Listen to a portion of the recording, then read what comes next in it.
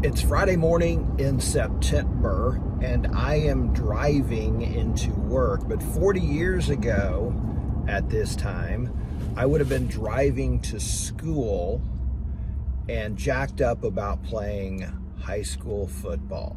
There may not be a better thing in the world, but it got me to thinking about all of the other milestones that occur during your senior year. And so, again, 40 years ago, this would have been the first month of my senior year.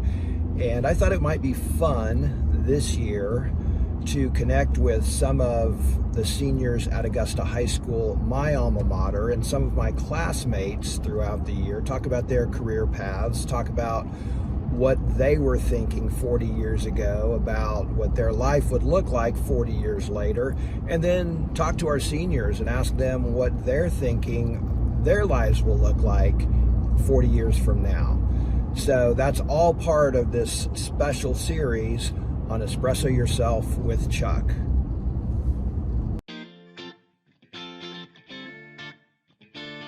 It's time for another episode of Espresso Yourself with Chuck. And now, coming to the mic, your host, Chuck. As I mentioned, I am a proud alumnus of Augusta High School, the class of 1984. And 40 years ago, in 1983, we were in our first month of senior year. Now, I am going to be just speaking about Chuck Knapp's experience. I understand other people have different experiences, maybe had a different kind of senior year than I did. So when I'm talking about senior year, I'm talking about, from my perspective, my experience. I will be talking, however, to some of my classmates, hopefully throughout the year, and get their view of their senior year. Anyway, I loved it. I was really excited about football. I had to say role player might even be an overstatement. I mean, my role was to stand on the sidelines during games, or at least varsity games, up until that point.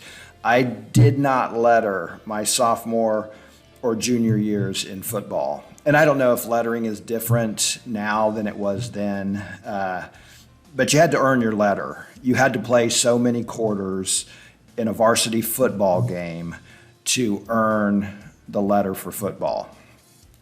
I had not done that.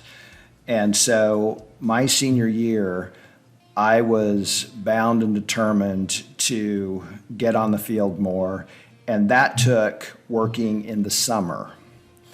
And I was not a big guy. I was slow, probably still the slowest wide receiver in the history of Augusta High School. So I didn't have a lot of skill. And frankly, I probably didn't work that hard the previous years. I loved being on a team. I loved football.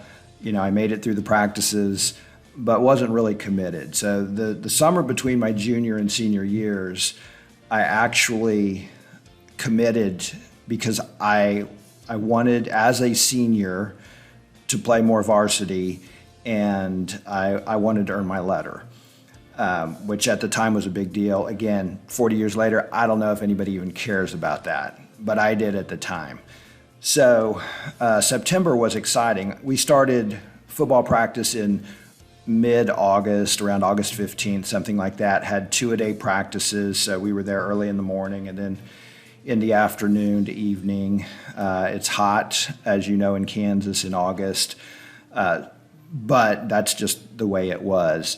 And it was hard, but at the same time, it was also exciting and fun to be with your teammates and share that kind of cruddy experience of being just dead tired and not thinking you can get through the final wind sprint.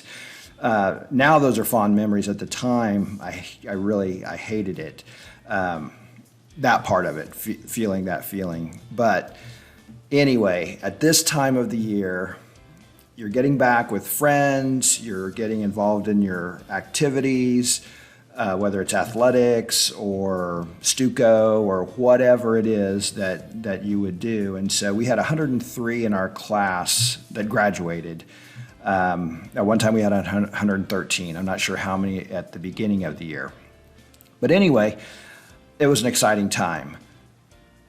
The lead up to that was, 17 years that I won't go into in great detail, but I've never really told my story on one of these Espresso Yourself with Chuck episodes or Coffee with Chuck before. So I'm just going to give you a little bit of background, kind of a quick snapshot of my story. I was adopted as an infant. My parents were on their second marriages. They were older. Adopted me 9 months after they had been married, and then 10 months later adopted my younger sister, Mary. They moved to a small farm southeast of Augusta when I was 4, almost 5 years old. And I started kindergarten at Robinson Elementary, went through K-12 in Augusta. At the time, it was Augusta Junior High. I lived out in the country. I was in 4-H. I would go to high school football games with my buddy Pete Bodick, spend the night with Pete a lot, and just had a really pretty good childhood. 4th grade, my mom was in the hospital a lot up at KU Med Center. She had some pretty significant health issues, and that was a tough year. I remember one day my mom came in and said, I don't know if we're going to be able to take care of you and your sister. We may have to put you in foster care for a little while. And I'm not sure I even quite understood what foster care was in 4th grade. But my dad, who worked not only a 40-hour job during the week, but also did the farm work in the evenings and on the weekends, said, no, we will figure out how to make this work. And so my grandma, my dad's mother, stayed with us for a while and helped take care of us because my dad had to work.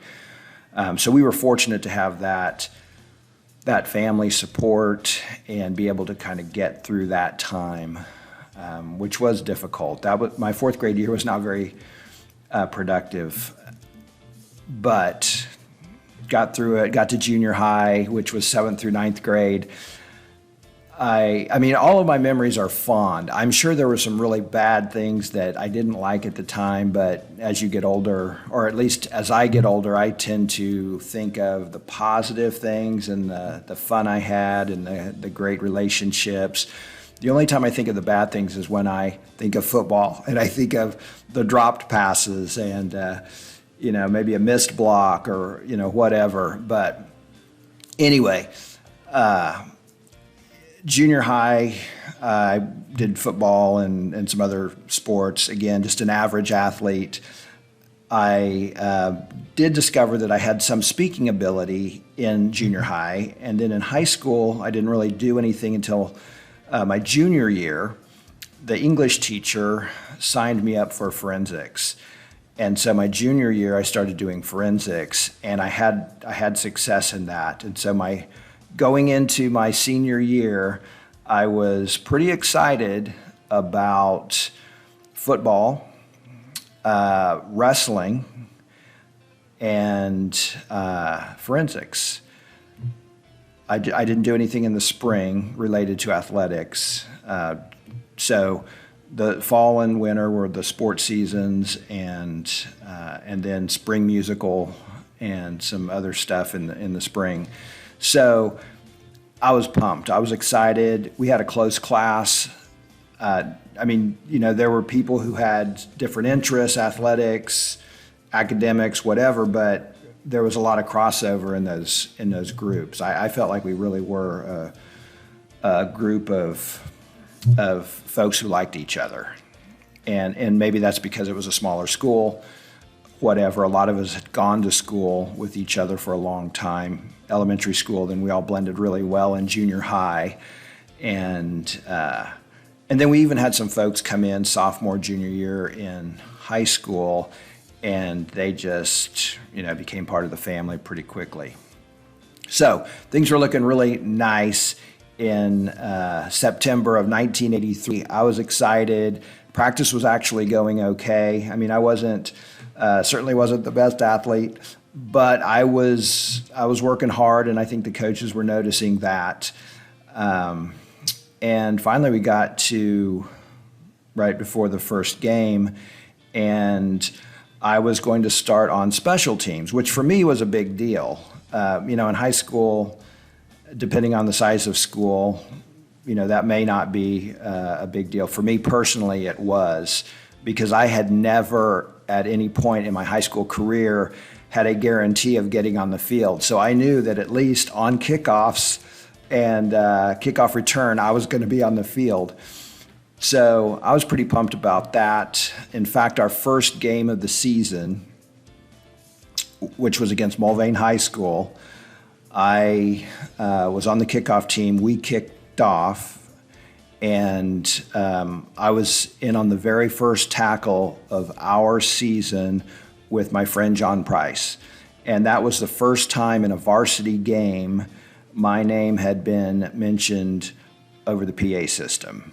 And so for me, that was a huge start to my senior year football career. But obviously, it's not all about football, although it was a significant part. I was also in music. We had a select singing group called Madrigals, and so that was about 16 people, and we would go out in the community and perform at different events, and so that was a really cool group of folks. But the reason I wanted to do this series is also talk about career thoughts and what I was thinking related to career, and what some of my classmates were thinking about their careers, and what some of you as seniors or maybe underclassmen are thinking about in high school related to your career paths. So at that time, as a senior, I wasn't sure where I was going to go to college. I did know that I was going to college. Neither of my parents had gone to a university. My mom had taken business classes at kind of a business school, but it wasn't a college or university. And so I would have been the first in our family to go to college. And I went to college because I thought I needed to get the degree. That's what all of our counselors told us. You need to go to college.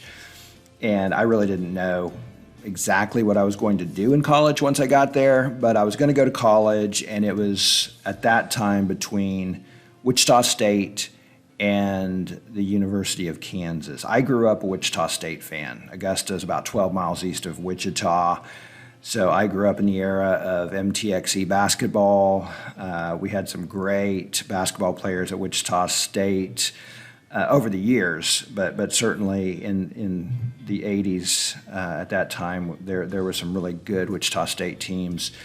And baseball was great. So I grew up a Wichita State fan. In 1981, they played KU in the NCAA basketball tournament and beat them in what was known as the Battle of New Orleans, and that was the night of our freshman dance. And the Wichita State fans were going crazy, the KU fans not so much. But anyway, my senior year, it was down to those two schools, and really the only reason I was considering KU was because I had some friends there. I knew a whole lot more about Wichita State. In fact, I was probably more of a K-State fan at that time because being in 4-H, I'd had a lot of exposure to Kansas State University through the Extension Service. So it was in the fall where I was starting to think about campus visits and also taking the ACT. I only took it once, and I didn't get a high enough score to get a scholarship. At that time, it really didn't. If you graduated from a Kansas high school, you were automatically accepted to any of the state schools. So there was no qualified admissions. You didn't have to have a certain GPA. Basically, if you could survive high school, you could go to college. You had to pay for it, but based on your financial situation. So anyway, that's what was going on in my life in 1983. Still hadn't decided in the fall what I wanted to do. So that's going to be a part of a future episode. This one is a little bit shorter than our normal episodes, but that's probably going to be the case. We're going to kind of sprinkle these in throughout this season 2 of Espresso Yourself with Chuck. And some of them will be longer because I'm going to be speaking with some of you. And as I mentioned, some of my classmates. But what I really want to do is I want to hopefully connect with some of our students at Augusta High School a little bit more because of the special connection and the seniors especially, not only at Augusta High School, but throughout the JAG-K organization. We don't know the final numbers yet, but we'll probably have around 1,000 seniors this year throughout the state. We have 113 programs in JAG-K this year, so a lot of seniors in a lot of different types of schools, very large schools, very small schools, urban, rural. We have students that are not necessarily in a traditional JAG-K program, but they may be in foster care in a community that doesn't have a JAG-K program in the school, but we have a program we call transition services. So if you're a student in foster care in one of our traditional JAG-K programs and you leave that school and go to a school that doesn't have JAG-K, we have a program that will come alongside you and continue to give you support and teach you some of the career development skills and the leadership development skills we teach in the traditional program. Obviously, we can't do as much because we don't have you as often, but we're going to keep you connected to JAG-K. And that is important for us. We think it'll be helpful for you. Just to give you some idea, the graduation rate for students in foster care in a Kansas high school is 61%. If you are in a transition services program, though, the graduation rate is 80%. If you're in a JAG-K program, a traditional JAG-K program, our graduation rate is 92%. So we believe it's important that you're in a JAG-K program for all students, but if you can't, we want to make sure we get you in transition services. So everyone should remember that, but if you're a senior, especially, and you think you're going to be placed somewhere else this year, make sure your specialist is up to date on that so we can make sure you stay connected with JAG-K. As seniors, the other thing I'm going to remind you all year is we have an alumni association. And it's not incredibly active, but we want it to be active. So we need you to stay in touch with us. One of the ways we do that anyway is we have a 12-month follow-up with all of our seniors. So we stay connected to you on a monthly basis regardless. But we want you involved. We want you coming back to your school to talk to other students, current students at the time. Tell them about your career path, your journey to success. We want you to stay connected to the JAG-K family. So I'm going to continue to say that any event you go to this year, I'm going to say something about the Alumni Association and staying connected. The other thing, and if your career specialists haven't said this already in the early part of the year, let me tell you, get an email address that's separate from your school email address. So something Gmail, there are a lot of free email addresses available. Make it a professional email address that you would be proud to see on a resume. So, not hotstuff@gmail.com. Something, your name, dot, last name, whatever. Something professional and something that can be used on a permanent basis. Look at getting on LinkedIn. That's kind of the business Facebook. And I know a lot of younger people aren't on Facebook, but LinkedIn is an important networking tool. And networking is something that, if you haven't talked about it, we will discuss it this year on Espresso Yourself with Chuck and the importance of networking and maybe some tips on how to do it effectively. So that's just part of our leadership development. There's so many aspects of JAGK, and hopefully as a senior you've been in for a few years, but if not, dive in. The water is fine, and we're glad you're part of it. So having said that, hope you have a great week. Thanks for joining us on this episode of Espresso Yourself with Chuck. Until next time, enjoy your coffee. Thanks for watching Espresso Yourself with Chuck. I hope you enjoyed it, and I hope you will subscribe to the channel and also check out all the videos on our Jobs for America's Graduates Kansas YouTube site.